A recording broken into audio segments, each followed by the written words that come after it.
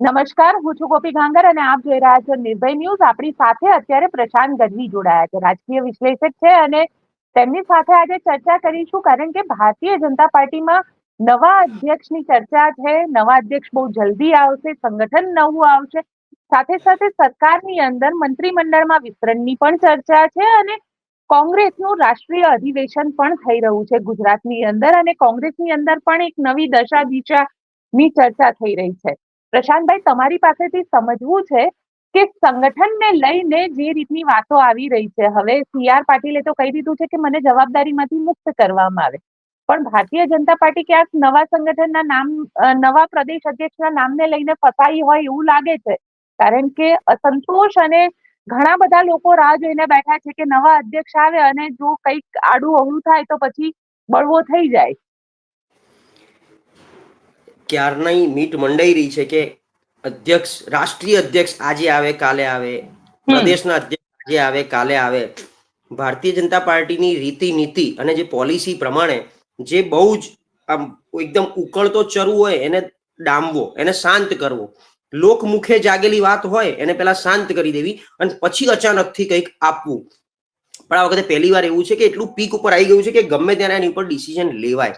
હવે ડિસિઝનમાં પાછું ચોકઠા ગોઠવવાની વાત હોય, આમને બીજેપી હોય કે કોંગ્રેસ હોય, બધાને પોતપોતાના ચોકઠા હોય કે જ્ઞાતિ જાતિનું સમીકરણ, મુખ્ય વિચારધારા, અમારી પાછળ એટલે ભારતીય જનતા પાર્ટી કામ કરે છે કે એની પાછળ RSS કામ કરે છે, આ બધું જ ગોઠવાય એના પછી સારા નામની જાહેરાત થાય. હવે આપ પેલા સંગઠનનો પ્રશ્ન પૂછ્યો. સંગઠનમાં અત્યારે દેશ પ્રમુખ તરીકે CR પાટીલ, જે મહારાષ્ટ્રીયન પાટીલ એટલે મૂળ મહારાષ્ટ્રીયન પાટીદાર જ છે અને 3 વર્ષ વત્તા એક્સટેન્શન પર ચાલ્યા. 2-3 વાર એમણે જાહેરાત કરી દીધી. ઇલેક્શન હતું એટલે એમને એક્સટેન્શન પણ આપવામાં આવ્યું, જેવી રીતે JP નડ્ડાને આપવામાં આવ્યું હતું. નવા પ્રદેશ પ્રમુખ કોણ? હવે ભારતીય જનતા પાર્ટી હંમેશા એટલે મારી પાસે આખો જે બેકટ્રેક હિસ્ટ્રી 1995 થી તમે લઈ લો અને 1980માં જન્મ ત્યારથી તમે લઈ લો, ભાજપનો જન્મ થયો, લગભગ એમનું એક એવું અંદર ખાને હોય કે પાટીદાર પ્રદેશ પ્રમુખ આપવા જોઈએ, લગભગ. હવે મુખ્યમંત્રી પણ પાટીદાર છે. હવે એવી ચર્ચા ચાલે છે કે મંત્રીમંડળનું વિસ્તરણ થશે, પણ કોઈ એવું નથી બોલી શકતું કે મુખ્યમંત્રી પણ બદલાશે. મુખ્યમંત્રી પણ બદલાવા ઘણી બધી રીતિ અંદર ખાને ભીતિ ચાલી રહી છે. હું પેલા સંગઠન ઉપર ચોક્કસ આવી જાઉં તો જો પાટીદાર પ્રદેશ પ્રમુખ આપવાની ગણતરી હોય ઉપર બેઠેલા 2 વ્યક્તિ, તો મુખ્યમંત્રી બદલી કોઈ અન્ય સમાજનો મુખ્યમંત્રી આપી અને પાટીદાર પ્રદેશ પ્રમુખ આપે. એ સિવાય કોણ? માનો કે આપણે એવું માની લઈએ મુખ્યમંત્રી નથી બદલાત, તો પ્રદેશ પ્રમુખ કોણ? તો બીજેપી, બ્રાહ્મણ, જૈન અને પાટીદારમાંથી કોણ? કારણ કે એ સિવાય કોઈ નહીં આપે ભાજપ ક્યારેય OBC SC ST માંથી ન પ્રદેશ પ્રમુખ આપે, બીજું કઈ સ્થાન ના આપે એ લોકોને. હું દર વખતે બોલું છું, ફરી એકવાર રિપીટ કરું છું, કોઈ જ્ઞાતિ પ્રત્યે વિરોધ નથી, પણ એ વિચારધારા છે કે ભાજપ ઉજળિયાત વર્ગની, સવર્ણ વર્ગની ખામ થિયરીની સામે બનેલી પાર્ટી છે અને એ વખતે બીજેપીના સપોર્ટથી બીજેપી ઊભી થઈ ગઈ છે, એટલે એમને જ સાચવવા એ એમની મુખ્ય ગંગા છે. હવે માનો કે પ્રદેશ મુખ્યમંત્રી રાખીને નવા પ્રદેશ પ્રમુખ બનાવવાના થાય તો બીજેપી માંથી કોઈ ચહેરો દેખાય છે?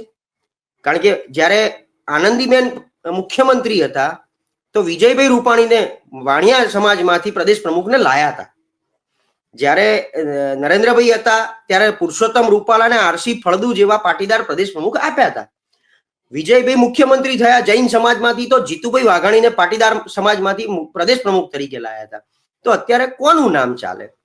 હવે એક વસ્તુ એ બી બહુ ક્લિયર છે કે જે પણ આવશે MP કે MLA માંથી, એટલે 156 ધારાસભ્ય, 25 સંસદ સભ્ય અને 10 રાજ્યસભાના સંસદ સભ્ય, આટલામાંથી જ પ્રદેશ પ્રમુખ બનશે.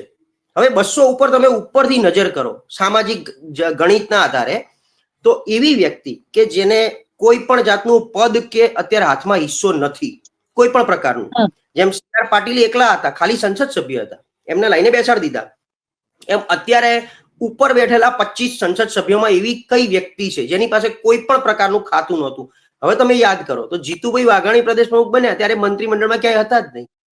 વિજય રૂપાણી એક અપવાદ હતા, કારણ કે RSS બેકગ્રાઉન્ડ બધી રીતે હતું એમનું, એટલે મંત્રી તરીકે ચાલુ રહ્યા, પછી રાજીનામું પણ આપ્યું હતું અને પછી મુખ્યમંત્રીમાં આવ્યા. એટલે મૂળ વાત એ છે કે બીજેપી માંથી એવા કયા સંસદ સભ્ય કે ધારાસભ્ય તમને દેખાઈ રહ્યા છે કે જેમને સંગઠનનો અનુભવ હોય. બીજું છે ને ભાજપની ગુજરાતની પોલિસી કે પ્રદેશ પ્રમુખ મજબૂત હોવો જોઈએ. મુખ્યમંત્રી નબળા હશે તો ચાલશે.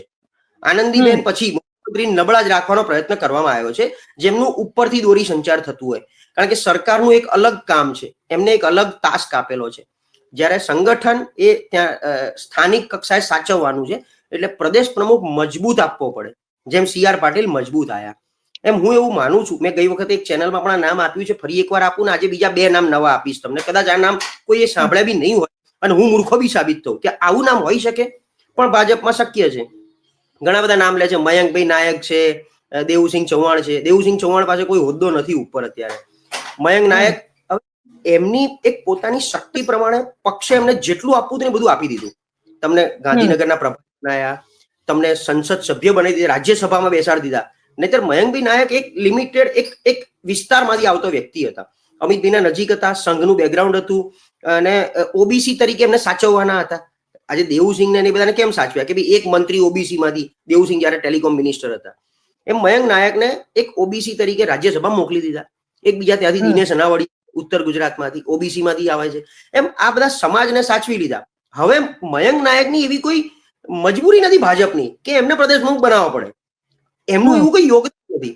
જેણે પક્ષ માટે છેલ્લા 35-40 વર્ષમાં એવું યોગદાન આપ્યું છે, કપરા સમયમાં પડખે ઉભા રહ્યા છે, જેને ઇનામ આપવાનું બાકી રહ્યું છે, એવી 4-5 વ્યક્તિઓ, જેમ કે ઉપર અત્યારે પદ વગરના બેઠેલા એક છે પુરુષોત્તમ રૂપાલા, બિલકુલ ટુ CR પાટીલ, સંસદ સભ્ય પણ છે, રાજકોટમાં ઉકળતો ને એમની રીતે ડામી પણ દીધો છે. વત્તા રૂપાલા સાહેબને પાટીદાર પ્રદેશ પ્રમુખ બનાવી અને ક્ષત્રિયોને પણ એક આંગળી બતાવી શકે છે કે અમારે જે કરવું હતું એ જ કર્યું અમે. આટલું બધું થયું તો એ તો જીત ગયા તગડી બહુમતીથી. બીજું એક નામ સ્થાનિક કક્ષાએ જો હું જોઉં કે ગુજરાતમાંથી જ જો કોઈ પ્રદેશ પ્રમુખ આવે છે, ઉપરથી ના આવતા, સંગઠનનો બહોળો અનુભવ, પાટીદાર આંદોલન વખતે બહુ જ જેનું અત્યારે ઇનામ સ્વરૂપે એમને ધારાસભ્ય બનાવવામાં આવ્યા છે, અને એ છે મહેશ કસવાલા. કારણ કે પાટીદાર આંદોલન વખતે એકમાત્ર મહેશ કસવાલા અને ઋત્વિજ પટેલ ના 2-3 જણા બહુ જ બધી રીતે અંદર ખાને ચાલ્યા હતા. મહેશ કસવાલા પ્રદેશ મહામંત્રી પણ રહી ચુક્યા છે, મંત્રી પણ રહી ચુક્યા છે, સંગઠનનો બહોળો અનુભવ છે, અમદાવાદમાં બધું જ અમદાવાદ શહેરમાં બહુ સક્રિય રહેલા છે, તમામ પ્રકારનો સંગઠનનો અનુભવ ધરાવે છે. અત્યારે ધારાસભ્ય છે સાવરકુંડલામાંથી. એટલે સૌરાષ્ટ્રમાંથી પાટીદાર આવે અને ધારાસભ્ય હોય અને પ્રદેશ પ્રમુખ બની શકે. મને ક્યાંક ને ક્યાંક અંદર બીજા તમે બધા નામ તમે ચકાસી લો 156 માંથી ક્યાંય એવું નામ મજબૂત નહીં દેખાય કે જે તમને આ રીતે તમે એનાલિસિસ કરી શકો. એટલે હું સ્પષ્ટ છું, પાટીલ પ્રદેશ પ્રમુખ આવે છે, બીજા કોઈ સમાજમાંથી નહીં આવે. અને પુરુષોત્તમ રૂપાલા, મહેશ કસવાલા મારા તરફથી 2 નામ હું ગણી રહ્યો છું. જી ગોપીબેન. પણ પ્રશાંતભાઈ સવાલ એ આવે છે તો પછી સરકારમાં શું? એટલે શું મુખ્યમંત્રી પાટીદાર છે અને સંગઠનમાં પણ પાટીદાર, એટલે મુખ્યમંત્રી બદલાઈ રહ્યા છે, તમારું એવું માનવું છે? એનાલિસિસ એવું કહી રહ્યું છે? મુખ્યમંત્રીને પોતાને 2-3 વાર એમણે ઈચ્છા વ્યક્ત કરી છે એવું આપણે સૌ જાણીએ છીએ. અને હમણાં છેલ્લે જામનગર વંતારાના કાર્યક્રમમાં જ્યારે મોદી સાહેબ આવ્યા ત્યારે મુખ્યમંત્રી પ્રધાનમંત્રીશ્રીને મળીને પણ એકવાર એક આમ કહી ચૂક્યા છે, એક મેસેજ કન્વે કર્યો છે કે સાહેબ પેલું આપણે જો વિચારી શકતા હોઈએ તો હવે મને લાગે છે સમય આવી ગયો છે. પેલું એટલે મને મુક્ત કરો. હવે તમે સમજો, એકચ્યુઅલી મુખ્યમંત્રીને 2024ના ઇલેક્શન પહેલા જ નહોતું રહેવું. મારી પાસે એવા સ્ટ્રોંગ ન્યૂઝ છે. પણ ઇન્ડિયા ગઠબંધન બન્યું એટલે આખું થયું, આખી દ્રષ્ટિ ભાજપની, મોદી સાહેબની કે ભાઈ ગુજરાત સેફ છે, મારે ગુજરાતમાં કોઈ હળી હંચો કરવો નથી, કોઈ અહીંયા સળી ના કરાય, એટલે અત્યારે જેમ ચાલે એમ ચાલવા દો. ઉપર જો ઇન્ડિયા ગઠબંધન ના બન્યું હોત તો કદાચ 1-2 એટલે 24ના ઇલેક્શન પહેલા મુખ્યમંત્રી બદલાઈ ચુક્યા હોત. પણ આ ઇન્ડિયા ગઠબંધન બન્યું એટલે આખા દેશવ્યાપી જવાબદારી સાહેબની વધી ગઈ. એટલે કે ભાઈ હમણાં ગુજરાતમાં તમે બધા સાચવી લો, હું દેશ સાચવી લઉં છું. બધું સાફ સુથરું બહાર પડી ગયું છે. તો અને છેલ્લે જામનગરમાં મુલાકાત થઈ, એમાં નરેન્દ્ર મોદીએ પોતે એક ચોક્કસ સમય માંગ્યો છે કે મને આ વિચાર નહીં, હવે આ વખતે હું તમને 100% કંઈક આની ઉપર પોઝિટિવ કામ કરી આપું છું. એટલે એમના બી મગજમાં ચાલે છે કે મારે મુખ્યમંત્રી બદલવાના છે. 27ની ચૂંટણીના 1.5 વર્ષ પહેલા મુખ્યમંત્રી આમે બદલવાના જ છે. એટલે એ મે-જૂન 2026 થઈ જ જાય. અત્યારે આપણે મે 2025માં બેઠા છીએ. છેલ્લા 2.5 વર્ષમાં એટલું બધું નેગેટિવિટી, ખાલી ભૂપેન્દ્રભાઈની એક નામ, પોઝિટિવ નામ, બીજા કોઈ વિવાદમાં પડ્યા નથી, ક્યાંય કોઈ વ્યવહાર વહીવટમાં કે કોઈ વહીવટમાં એમનું નામ આવતું નથી. વ્યક્તિત્વ તરીકે બહુ જ સારું, એટલે આ બધું ટકી રહ્યું છે. બાકી બીજું કોઈ નામ હોત તો અત્યાર સુધી પક્ષ જ બદલી નાખ્યા હોત, પણ એમના નામના હિસાબે ટકી છે. છેલ્લા 6 મહિનામાં ઘણું બધું થયું છે. એટલે હું જે ક્યારનો જે સમીકરણ સમજાવું છું કે મુખ્યમંત્રી બદલવાની ગણતરી છે. RSS ની જે પોલિસી પ્રમાણે આખા દેશવ્યાપી RSS પ્લસ બ્રાહ્મણ કોમ્બિનેશનના મુખ્યમંત્રી હવે બધા આપી રહ્યા છે. એટલે ગુજરાતમાં પણ RSS પ્લસ બ્રાહ્મણમાંથી મુખ્યમંત્રી આવે અને પાટીદાર પ્રદેશ પ્રમુખ બંને ભેગા થઈ આખા સંગઠનને એટલું શાંત કરે કે ફરી પાછી એ બંને ભેગા થઈને 150 સીટ 2027માં લાવી શકે એવી રણનીતિ ઘડાઈ રહી છે. તમે કહી રહ્યા છો એવી રણનીતિ ઘડાઈ રહી છે, પણ સવાલ એ છે ને કે ભારતીય જનતા પાર્ટીમાં અત્યારે પરિસ્થિતિ ઉકળતા ચરુ જેવી છે. આમ તમે જોવા જાવ તો સરકાર અને સંગઠન બંને જગ્યાએ સ્થિતિ એવી છે કે દરેક વ્યક્તિ એક પદની આશાએ બેઠો છે. કોંગ્રેસમાંથી આવેલા નેતાઓ પણ પદની આશાએ બેઠા છે. એટલે આ બધાનું સમન્વય કરવું એ કેટલું મુશ્કેલ છે ભારતીય જનતા પાર્ટી માટે? એ મુશ્કેલ છે એટલા માટે બે એવા નવા ચહેરા જે યંગ બ્લડમાંથી આવે, બધા એને સાચવ્યા હોય, એમની ટીમમાં જ કામ કરેલું આ બધાએ. જે હું કહી રહ્યો છું કે મુખ્યમંત્રી અને પ્રદેશ પ્રમુખ એવો આવે કે જે બંને સંગઠનને સાચવ્યું હોય અત્યાર સુધી, અને એમનો હંમેશા વાઇલ્ડ કાર્ડ તરીકે ઉપયોગ કર્યો હોય ડેમેજ કંટ્રોલ કરવા માટે. ભાઈ આવું થયું છે, જાઓ તમે પહોંચી જાઓ અને આને પૂરું કરી આપો અને આ કામને સારી રીતે પાર પાડો. એવા 2-4 વ્યક્તિઓ અત્યારના ધારાસભ્યોમાં છે કે જે આ કામ ભૂતકાળમાં, મેં પાટીદાર આંદોલનનું ઉદાહરણ તમને આપી દીધું કે એ વખતે ડેમેજ કંટ્રોલ કરવા માટે મહેશભાઈએ ખૂબ કવાયત કરી હતી અને સારી રીતે પાર બી પાડી દીધું. અને કોઈકને આમ લાવવા આમ રેસમાં વરુણ, હાર્દિક, કેતનભાઈ, ચિરાગભાઈ આ બધાને શાંત કરવામાં મહેશભાઈનો બહુ મોટો ફાળો હતો.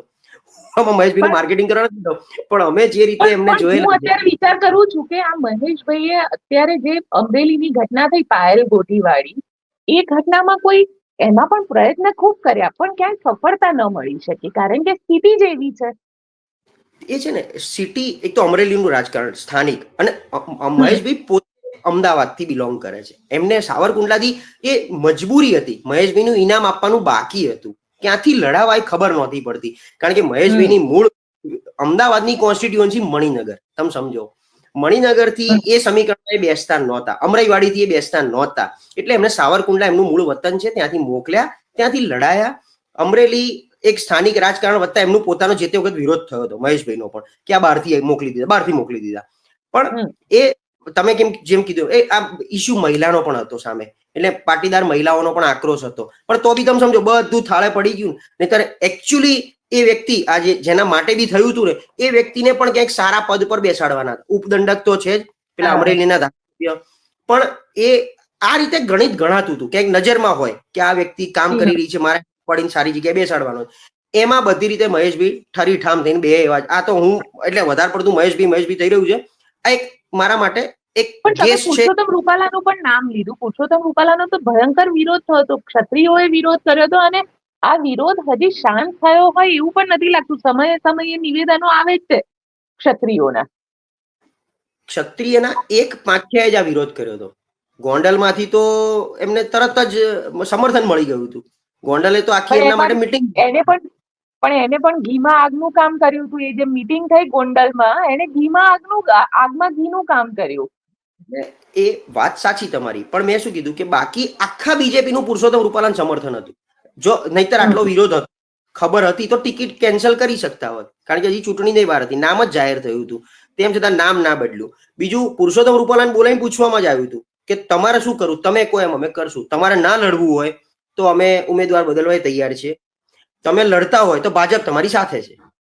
અને ગણાઈ ગયું હતું કે કંઈ પણ કરો રૂપાલા સાહેબ હારતા નથી, ઉપરથી 4 લાખ કરતા વધારે લીડથી જીતી રહ્યા છે. સમીકરણ, આ ચર્ચા આપણે બેને પણ થઈ હતી એ વખતે.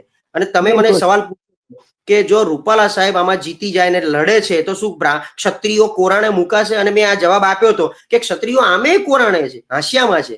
બીજેપી ક્યારેય બીજા કોઈ સમાજને ઉપર મોટું પદ નહીં આપવા દે. મંત્રીમંડળનું બી મારી પાસે લિસ્ટ છે આખું છેલ્લા 6 ટર્મનું, કે જેમાં પ્રથમ હરોળના 5 મંત્રીઓ બ્રાહ્મણ, જૈન ને પાટીદારમાંથી જ આપ્યા છે અને આપતા જ રહેશે. અત્યારનું બી તમે લઈ લો મંત્રીમંડળ, ભૂપેન્દ્રભાઈ, હર્ષ સંઘવી, ઋષિકેશ પટેલ, કનુભાઈ દેસાઈ, રાઘવજી પટેલ, આમાં કોણ બહારનું મને બતાવો તમે, કોણ નોન બીજેપી છે? આની પહેલાનું મંત્રીમંડળ તમે લઈ લો તો ભૂપેન્દ્રભાઈ, રાજેન્દ્ર ત્રિવેદી, ઋષિકેશભાઈ, જીતુભાઈ વાઘાણી, કોણ નોન બીજેપી છે બતાવો તમે. એટલે ફાસ્ટ 5 ખાસ જે છે એ કમ્પલસરી આમને આપવા એ એનું પોલિસી જ છે. એટલે આમાં કોઈ અગેન સમાજનો વિરોધ નથી, પણ એની વિચારધારા પ્રમાણે બની રહ્યું છે. એટલે મંત્રીમંડળ પણ જો મુખ્યમંત્રી બદલવાની પૂરેપૂરી 99% શક્યતા છે. 1 વર્ષ વહેલા બદલી શકે છે, જે 26માં બદલવાના જ છે. 26ની જગ્યાએ 2025માં બદલે તો અત્યારથી 27 સુધી ચાલે અને આ સંગઠન વત્તા સરકારનો સમન્વય સધાય. એટલા માટે ઉપરથી દોરી સંચાર અને બધાની ઉપર આરએસએસ સાથેની મોદી સાહેબની મીટિંગ, કે રાષ્ટ્રીય અધ્યક્ષની તો મીટિંગ હતી, પણ રાષ્ટ્રીય અધ્યક્ષ બી પાછા કયા પ્રકારના આવે છે કે જે ગુજરાત સાથે કેવી રીતે સંકળાયેલા છે, ગુજરાત લોબીથી જ એ કમ્પ્લીટ કામ કરશે કે ગુજરાત લોબીથી વિમુખ થઈને કામ કરવાના છે, એ એક એક્સ્ટ્રા સમીકરણ એડ થાય છે. બાકી મેં કીધું એમ ઉપર બેઠેલા વ્યક્તિમાં એક વ્યક્તિ એક હોદ્દો, જેમાં પુરુષોત્તમ રૂપાલા પાસે હોદ્દો નથી, મહેશ કસવાલા પાસે હોદ્દો નથી, એવા 2-4 પાટીદાર ધારાસભ્યો છે કે જેમની પાસે કોઈ હોદ્દો નથી, એમાંથી લાવી શકે છે. અહીંયા આરએસએસ પ્લસ બ્રાહ્મણ કોમ્બિનેશન, એમાં તો તમે આરએસએસ બ્રાહ્મણ કોમ્બિનેશન ની વાત કરો છો, તો જસ્ટ એક વિચાર આવ્યો. સંજય જોશીના ધક્કા પણ ગુજરાતમાં વધી ગયા છે અને સંજય જોશીના પોસ્ટર્સ પણ લાગવા લાગ્યા છે. એટલે સંજય જોશીનું પણ નામની ચર્ચા તો થઈ શકે. એમનું તો રાષ્ટ્રીય અધ્યક્ષ માટે જે નામ ચાલે છે, એમાં જે લડાઈ એમની વસુંધરાની ચાલે છે, મોદી સાહેબ એટલે તો જઈને સમજાઈ રહ્યા છે કે હવે કઈ ના મળતું હોય તો નીતિન ગડકરી અથવા રાજનાથસિંહને તમે રાષ્ટ્રીય અધ્યક્ષ બનાવી દો, પણ અમને બક્ષી દો 2 જણને. આવી કાયદેસરની એમની એક ચાલે છે. એટલે સંજય જોશીને હું હજી બી ડાઉટ કે કદાચ એટલું સ્ટ્રોંગલી આવે, પણ સંજય જોશી આરએસએસ પ્લસ બ્રાહ્મણ કોમ્બિનેશન છે. પણ ગુજરાતની જો મુખ્યમંત્રી બી જે આવશે એ 156 માંથી આવશે, પ્રદેશ પ્રમુખ જે આવશે એ 200 માંથી આવશે, 156 + 25 + 10 જે રાજ્યસભા છે, અને એમાંથી 2, 4, 5 મેં જે ગણાઈ દીધા કે ઓબીસી વાળા જે બહાર કાઢી લેશે. મયંક નાયકનું નામ કે દેવુસિંહનું નામ ચાલે છે, પણ એમને જે કંઈ આપવું હતું એ આપી દીધું. દેવુસિંહ ચૌહાણ કોંગ્રેસમાંથી, એનસીપી, પછી કોંગ્રેસ, પછી ભાજપ, અને ભાજપમાં ઉપર લઈ ગયા પછી બી એમને ટેલિકોમ મિનિસ્ટર બનાવી દીધા. એમને જે આપવું તે આપી દીધું છે, હવે કંઈ વધારે આપવાની જરૂર નથી. આ રીતે સમીકરણો ગોઠવાયેલા છે, તમે સમજો. બિલકુલ. હવે કોંગ્રેસની વાત કરી લઈએ, કારણ કે કોંગ્રેસનું રાષ્ટ્રીય અધિવેશન મળી રહ્યું છે અને કોંગ્રેસના રાષ્ટ્રીય અધિવેશનમાં એક તરફ રાહુલ ગાંધી ખુલ્લા મંચ ઉપરથી એવું કહે છે કે કોંગ્રેસના નેતાઓ ભાજપ માટે કામ કરે છે અને રેસના ઘોડા અને લગ્નના ઘોડા અલગ અલગ છે. તમને શું લાગે છે કે આ અધિવેશન પછી કોંગ્રેસમાં ખરેખર એક નવો પ્રાણ ફૂંકાશે? કારણ કે ગુજરાતની અંદર એક સારા વિપક્ષની જરૂર હોય તેવું દરેક વ્યક્તિને લાગે છે. બિલકુલ. એનો પહેલો એક વાતનો આનંદ અમને એ છે કે આપણા બધાની મનની વાત રાહુલ ગાંધીએ કરી, જે આપણે અહીંયા એમ નામ બોલતા હતા. એનું કોંગ્રેસ વેચાયેલું છે, કોંગ્રેસમાં બધા પ્રકારના સેટિંગથી જ કામ થાય છે, ટિકિટની વેચણી પણ થાય ને વહેંચણી પણ થાય છે. જે મને લાગે છે કે આપણા બધાનો અવાજ અને સારા એવા બુદ્ધિજીવી વર્ગનો અવાજ રાહુલ ગાંધી સુધી પહોંચ્યો, અને એમને બી 30 વર્ષે આંખ ઉઘડી કે 30 વર્ષ સુધી સરકારમાં એની પાછળના કારણ જો શોધ્યા તો આ એકમાત્ર કારણ મળ્યું કે ભાઈ પોણું કોંગ્રેસ ભાજપી થઈ ગયું છે. હવે આ વસ્તુને વાત છેલ્લા ઘણા સમયથી ચાલતી હતી. ઘણા સમયથી કોંગ્રેસમાં લોકોએ પોતપોતાની રીતે પત્રો લખીને ધ્યાન દોર્યું કે આવું કરાય, આવું કરાય, આવી રણનીતિ કરાય. અત્યારથી ન માન્યા. હવે ખબર પડી ગઈ છે, ડાયગ્નોસ થઈ ગયો છે રોગ, કે આ રોગ છે તો એનું નિદાન કરવાનું છે. રોગને પકડી રાખીને પેઇન કિલરો આપીને એમાંથી પસાર થવું છે. એટલે મૂળ વાત છે અમલીકરણ. રાહુલ ગાંધીએ કહી દીધું, તો હવે અમલીકરણ જો કરવું હોય તો અધિવેશન પછી અઠવાડિયા 10 દિવસમાં કરી દે, કરવું જોઈએ તો. બાકી આ જ રીતે જો ગૂગલ લપ્પો ચાલતો રહેશે તો હજી વર્ષ ખેંચાશે તો કોંગ્રેસ હજી 2037 સુધી ગુજરાતમાં કોઈ કામ નહીં કરી શકે અથવા નહીં આવી શકે. વત્તા અહીંના જે 10-12 નેતાઓ જેમને આ ભાસ થઈ ગયું હોય કે રાહુલ ગાંધીના શબ્દો સાચા છે, જે અમારી ઉપર લાગુ પડે છે, એમણે પ્રેમથી સાઇડલાઇન થઈ જવું જોઈએ. પ્રેમથી એમણે માર્ગદર્શક મંડળમાં જતું રહેવું જોઈએ. હજી પણ એમને જે અભરખા રહ્યા હોય ચૂંટણી લડવાના, આગળ મોટા બનવાના, કે ભૂલથી કોંગ્રેસ જો આવી ગઈ તો અમે મુખ્યમંત્રી થઈ જઈએ, એ બધામાંથી એમણે બહાર આવી અને કોંગ્રેસને પહેલા ઉભી કરવાનો પ્રયત્ન જો કરે અને અમલીકરણ રાહુલ ગાંધી પાક્કા પાયે કરે કે તાત્કાલિક એક નવા પ્રદેશ પ્રમુખ આપે કેડર 2 માંથી.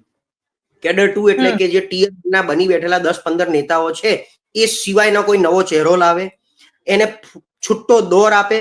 કારણ કે કશું ગુમાવવાનું બાકી રાખ્યું નથી કે ભાઈ તને મન ફાવે એવું કર, પણ મારે કોંગ્રેસને સત્તામાં લાવી હોય 27માં તો હું 90 સીટ 95 સીટ સુધી કેવી રીતે પહોંચી શકું? એના માટે તારે જે કરવું પડે સંગઠનમાં, ટિકિટમાં, એ બધું કર. આટલો છૂટો દોર આપશે તો જ આ થશે. અને આવનારી વ્યક્તિ પાછી છેલ્લા 30 વર્ષથી કોંગ્રેસની તમામ પ્રકારની મજબૂરીઓ અને પેઇન સમજી ચૂકેલો હોવો જોઈએ.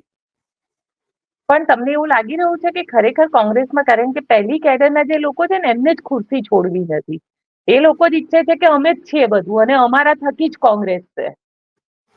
પણ એ જ હું કહું છું કે પહેલી કેડરના જો તમારા થકી કોંગ્રેસ હોત તો અત્યાર સુધી તમે ક્યાંક તો હોત છેલ્લા 10 વર્ષમાં. ચલો માની લઈએ કે ઈવીએમ પર ઠીકરું ફોડી દેવું, આ લોભ લાલચની વાત કરીએ, પણ ગુજરાતમાં આ બધું કંઈ માયને લાગતું નથી. ગુજરાતમાં તમે જે રીતે વહીવટ, કોંગ્રેસે જે રીતે કામ કર્યા છે, કોંગ્રેસ અત્યારે બી કઈ રોડ ઉપર નથી. એમના મુદ્દા સોશિયલ મીડિયા પૂરતા સીમિત છે, ટીવી ડિબેટ પૂરતા સીમિત છે. એ સિવાય એવો એક મુદ્દો સારો બતાવો કે જે કોંગ્રેસે ઉપાડ્યો હોય, લોકોએ પકડી લીધો હોય. કોંગ્રેસ આવે છે, નવસર્જન લાવે છે. કોંગ્રેસ આવે છે ક્યાં? તો ભાજપમાં. નવસર્જન લાવે છે, હવે લાવવાનો સમય થયો છે તમારે. એ હવે તમે લાઈને બતાવો. પહેલી કેડર વાળાએ કોંગ્રેસ છોડવી પડશે. કોંગ્રેસ નહીં, એ કેડર છોડવી પડશે. અને તમે પાછળ બેસો, માર્ગદર્શન આપો અને આગળ લઈ જવાનો પ્રયત્ન કરો. મારા તારામાંથી બહાર આવવું પડશે. એક ચોક્કસ ફિલ્ટરાઇઝ્ડ સંગઠન ઊભું કરવું પડશે કોંગ્રેસ. ફિલ્ટરાઇઝ કે ભાઈ જેણે કોંગ્રેસ માટે ખરેખર કામ કરવું છે, જેની વિચારધારા કોંગ્રેસ છે, જે કોંગ્રેસ જીવે કે મરે કોંગ્રેસ સાથે જ રહેવા માંગે, એવી વ્યક્તિઓને તક આપી અને આગળ તૈયાર કરવા પડશે. પણ ગઈકાલે એક નવી વસ્તુ જોવા મળી અને કોંગ્રેસમાં કદાચ મેં રાજનીતિમાં પહેલી વાર જોઈ કે કોંગ્રેસ બિનહરીફ થઈ. આખલાવનું એપીએમસી ની ચૂંટણી હતી અને કોંગ્રેસે ભારતીય જનતા પાર્ટીની રણનીતિ અપનાવી અને કોંગ્રેસ ત્યાંથી બિનહરીફ તરીકે આવી. તમને લાગે છે કે કોંગ્રેસ હવે બદલાવ તરફ આગળ વધી રહી છે? આંકલાવ અને આણંદ જિલ્લો ઓલરેડી આપણે માનીએ છીએ કે અમિત ચાવડાનો અને ભરત સોલંકીનો ગઢ છે. અને જો અત્યારે બિનહરીફ આમાં તમે જીત્યા સહકારી ક્ષેત્રમાં, તો નગરપાલિકા કેમ ના જીતી શક્યા? ત્યાં તમે મેન્ડેટ પણ નહોતો આપ્યો. ખબર હતી કે ભાઈ મેન્ડેટ આપીશું તો વળી પાછો ઉકળતો ચરુ ને બીજો કંઈ આમાંથી એટલે એક બીજું બહાર આવશે કંઈક અને ડેમેજ કંટ્રોલ નહીં થઈ શકે. એટલે એ વખતે એમણે મેન્ડેટ પણ નહોતા આપ્યા અને અપક્ષને સમર્થન આપ્યું હતું નગરપાલિકામાં. બહુ દિલ્હી દૂર નથી, મહિનો જ થયો છે. 18 ફેબ્રુઆરીએ ચર્ચા કરી છે આપણે, 16 ફેબ્રુઆરીએ પરિણામ હતા, આઈ થિંક 16 કે 18. તો એમાં હાર્યા તો અત્યારે જીત્યા. મીન્સ આ અગેન સાંઠગાંઠ ક્યાંક ને ક્યાંક ભાજપને કન્વિન્સ કરવામાં સફળ રહ્યા આ વખતે કે ભાઈ આટલું અમને જરા લઈ લેવા દો, નહીં ત્યારે અમારી ઇમેજ ખરાબ થઈ જશે અને અમારે કોંગ્રેસ છોડવાના વારા આવશે. આ સાંઠગાંઠ સાથે આ બધું થયું છે. કોઈ એમનામ થતું નથી. રાતોરાત કેવી રીતે થઈ ગયું? તમે નગરપાલિકા ના જીતી શકો મહિના પહેલા અને અત્યારે આ બધી ડિરેક્ટરની ચૂંટણીઓ જીતી જાઓ. મૂળ ક્યાંક ને ક્યાંક અંદર ખાનાની મસ્ત ગોઠવણ હોય અને એટલા માટે ભાજપે બી, કારણ કે આણંદ અને આ બધા હું બહુ સ્પષ્ટ છું કે ભરત સોલંકી, અમિત ચાવડા, જગદીશભાઈ ઠાકોર, શક્તિસિંહ ગોહિલ, સિદ્ધાર્થભાઈ પટેલ, આ જે ફર્સ્ટ કેડરના છે એ લોકો બહુ જ સગવડિયા ધર્મથી કોંગ્રેસ ચલાવી રહ્યા છે. અને બહાર એટલે એ લોકોને બહાર કાઢો એવું નહીં, પણ એ લોકોએ સમજીને હવે કોંગ્રેસને ધક્કો મારવો પડશે. અને અમિત ચાવડા હજી યંગ છે. આ બધા ચલો એક લેવલ વટાઈ ચુક્યા છે. અમિત ચાવડાનું કોંગ્રેસી રાજકારણ પૂરું થઈ જાય જો કાલની આ ચૂંટણી બિનહરીફ ના જીતત તો. આટલામાં તમે સમજી જાઓ કે આગળ જતા અમિત ચાવડાનું તમામ રાજકારણ પૂરું થઈ જાય જો આ કાલની ચૂંટણી ના જીત્યા હોત તો, ડબલ ઇન્વર્ટેડ કોમામાં. એટલે જીતાડવા માટે કોનો સહકાર મળ્યો હશે એ હવે તમે સમજી શકો છો. સાથે એક સવાલ એ, કારણ કે ચર્ચા ખૂબ ચાલી રહી છે કે આ રાષ્ટ્રીય અધિવેશન પતશે એટલે પ્રિયંકા ગાંધીને ગુજરાતના પ્રભારી બનાવવામાં આવશે. તમને લાગે છે પ્રિયંકા ગાંધીને પ્રભારી બનાવે તો ગુજરાતની અંદર પરિવર્તન આવે, એટલે 27ની ચૂંટણીની તૈયારી કોંગ્રેસ અત્યારથી જ કરશે? કરે તો સારું જ છે. પ્રિયંકા ગાંધી એક લડવૈયા નેતા છે. એમના નામથી બી એક લોકોમાં નવી ઉર્જા એમનામાં આવે છે. અને જ્યારે એમનું લોન્ચિંગ 2019માં થયું ત્યારે ઉત્તર પ્રદેશમાં, આ તો બહુ કમનસીબી કહેવાય કે એ વખતે એક પણ સીટ ના મળી. બાકી પ્રિયંકા ગાંધી અને એ વખતે જ્યોતિરાદિત્ય સિંધિયા, એ બંને ઉત્તર પ્રદેશ સારી રીતે સંભાળ્યું હતું. એ પછી ઉત્તર પ્રદેશની આખી ચૂંટણી નવા એક રંગે રંગાઈ, એક નવા ફલક પર જતી રહી હતી. એમ અત્યારે અને રાજીવ સાતવ જે ગુજરાતના પ્રભારી હતા, એ પછી ગુજરાતને એક સારું પ્રતિનિધિત્વ કોંગ્રેસ તરફથી મળ્યું નથી. તો બની શકે, કારણ કે અશોક ગેહલોતનું નામ પણ અગેન પાછા એ ગ્રુપિઝમમાં જતા રહે છે. અશોક ગેહલોત ગુજરાતની ધરોહરને બહુ સારી રીતે જાણે છે. એટલે મને એવું લાગે છે કે કદાચ પ્રિયંકા ગાંધીને એક એવી બીજી જવાબદારી આપે જેમના અંડરમાં અશોક ગેહલોતને પાછા પ્રભારી બનાવે 27ની ચૂંટણી માટે. એનાથી બહાર કોંગ્રેસ આવી નથી શકતી. જો આવું જોત તો અત્યાર સુધી ઘણું બધું કરી ચૂક્યા હોત. એટલે અગેન પ્રિયંકા ગાંધીને કદાચ ઝોન આપે સાચવવા, એ ઝોનમાં ગુજરાત આવે અને ગુજરાતમાં પછી અશોક ગેહલોતને પ્રભારી બનાવે. બિલકુલ પ્રશાંતભાઈ, અમારી સાથે વાત કરવા માટે આપનો ખૂબ ખૂબ આભાર. તો આપ શું વિચારો છો મને કોમેન્ટ બોક્સમાં ચોક્કસથી લખીને જણાવજો અને અમારી ચેનલ નિર્ભય ન્યૂઝને લાઇક, શેર અને સબસ્ક્રાઇબ કરવાનું ભૂલશો નહીં. આભાર.